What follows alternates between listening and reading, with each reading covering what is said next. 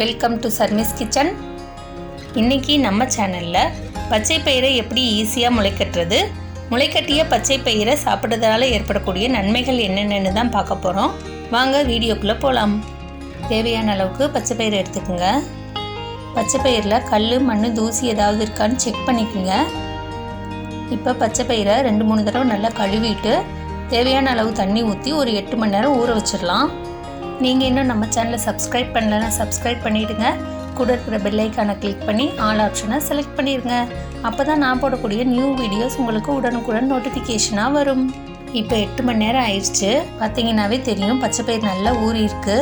பச்சை பயிரோட மேல் தோல் பார்த்தீங்கன்னா லைட்டாக பிரிஞ்சிருக்கு. இந்த மாதிரி தோல் லேசாகி பிரிஞ்சு வந்துருந்துச்சுன்னா ஈஸியாக முளைச்சி வந்துடும். தண்ணி ஃபுல்லாக வடிகட்டி எடுத்துடலாம். இப்போ ஒரு காட்டன் துணியை தண்ணியில் நல்லா நனைச்சிட்டு புளிஞ்சு பவுலில் போட்டு வச்சுருக்கேன். இந்த துணியில் நம்ம வடிகட்டி வச்சுருந்த பயிரை சேர்த்துடலாம். இப்போ இந்த துணியெல்லாம் நல்லா சுருட்டி பவுலில் இது போல் வச்சிடலாம். இதுக்கு மேலே ஹோல்ஸ் இருக்கிற மாதிரியான பிளேட் எடுத்து மூடி வச்சிடலாம். ஒரு நாள் ஃபுல்லாக இது அப்படியே விட்டுறணும். நாளைக்கு எப்படி இருக்குன்னு பார்க்கலாம். 24 மணி நேரம் முடிஞ்சது. வாங்க இப்போ எப்படி இருக்குன்னு பார்க்கலாம்.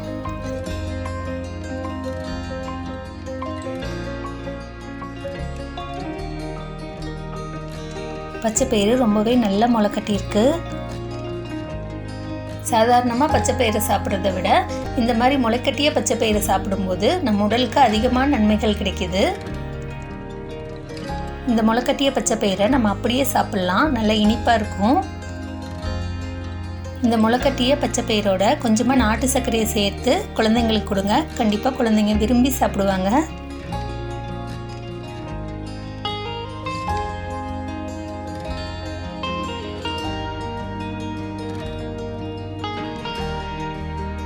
சில பேருக்கு பச்சையாக சாப்பிட பிடிக்காது. அப்படி இருக்கிறவங்க குக்கரில் போட்டு ஒரு விசில் வர வரைக்கும் வேக வச்சு எடுத்துக்கோங்க.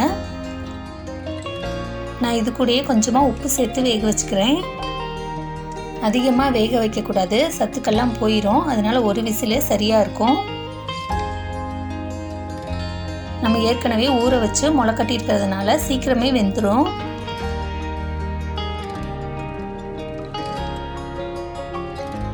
இப்போ கடாயில் ஒரு 3 ஸ்பூன் எண்ணெய் சேர்த்துக்கலாம். எண்ணெய் சூடானதுக்கு அப்புறமா கொஞ்சமாக கடுகு சேர்த்துக்கலாம். கடுகு பொரிஞ்சதுக்கு அப்புறமா கொஞ்சம் உளுத்தம்பருப்பு சேர்த்துடலாம்.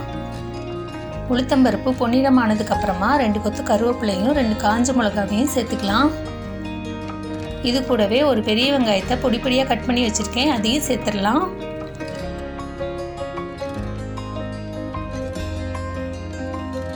இது கூடவே கொஞ்சமாக பெருங்காயத்தூள் சேர்த்துக்கலாம்.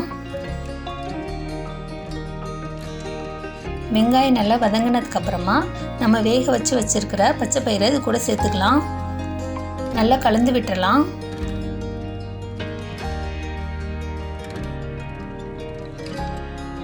டேஸ்ட் பார்த்துட்டு உப்பு பத்தலைன்னு சேர்த்துக்குங்க.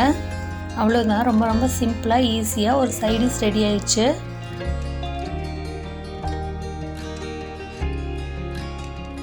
இப்போ இந்த முளைக்கட்டிய பச்சை பயிறு சாப்பிட்றதுனால ஏற்படக்கூடிய நன்மைகள் என்னென்னு பார்க்கலாம். கொரோனா பரவிக்கிட்டு இருக்கிற இந்த காலகட்டத்தில் பார்த்தீங்கன்னா நோய் எதிர்ப்பு சக்திங்கிறது ஒவ்வொருத்தருக்கும் ரொம்ப ரொம்ப முக்கியமானதாக இருக்குது. இந்த முளைக்கட்டிய பச்சை பயிரை சாப்பிட்றதுனால நம்ம உடலோட நோய் எதிர்ப்பு சக்தி அதிகரிக்குது. அது மட்டும் இல்லை, டயபெட்டிக் உள்ளவங்க இந்த முளைக்கட்டிய பச்சை பயிரை தொடர்ந்து எடுத்துக்கும் போது ரத்தத்தில் இருக்கிற சர்க்கரையின் அளவை கண்ட்ரோல் பண்ணுது. முளைக்கட்டிய பச்சை பயிரில் அதிகப்படியான புரோட்டீன் இருக்கிறதுனால வளரும் குழந்தைகளுக்கு தேவையான எல்லா ஊட்டச்சத்துக்களுமே இதில் இருக்குது. இதில் இருக்கிற விட்டமின் ஏ பார்வை திறனை அதிகரிக்க உதவி செய்யுது. விட்டமின் சி நோய் எதிர்ப்பு சக்திக்கும், விட்டமின் இ சரும பளபளப்புக்கும், விட்டமின் கே ரத்தம் உறைதலுக்கும் உதவி செய்யுது. இரத்த சோகை உள்ளவங்க முளைக்கட்டிய பச்சை பயிரை தொடர்ந்து சாப்பிடுவாங்க. இரத்த சோகைக்கு ஒரு சிறந்த தீர்வாக இருக்கும். உயர் ரத்த அழுத்தம் உள்ளவங்க இதை தொடர்ந்து சாப்பிட்டு வரும்பொழுது பிளட் ப்ரெஷர் கண்ட்ரோல் ஆகும்.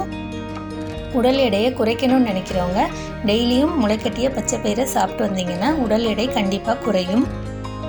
முளைக்கட்டிய பயிறு வகைகள் கடைகள்லையும் இப்போ கிடைக்குது. ஆனால் கடைகளில் வாங்குறத விட வீட்லேயே முளைக்கட்டை வச்சு சாப்பிட்றது தான் ஆரோக்கியமாக இருக்கும்.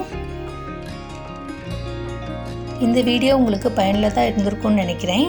இந்த வீடியோ பற்றிய உங்களுடைய கருத்துக்களை கமெண்ட் பாக்ஸில் சொல்லுங்கள். இந்த வீடியோ உங்களுக்கு பிடிச்சிருந்தா லைக் பண்ணுங்கள், உங்கள் நண்பர்களுக்கும் ஷேர் பண்ணுங்கள், சப்ஸ்கிரைப் பண்ணுங்கள். தேங்க்ஸ் ஃபார் வாட்சிங்.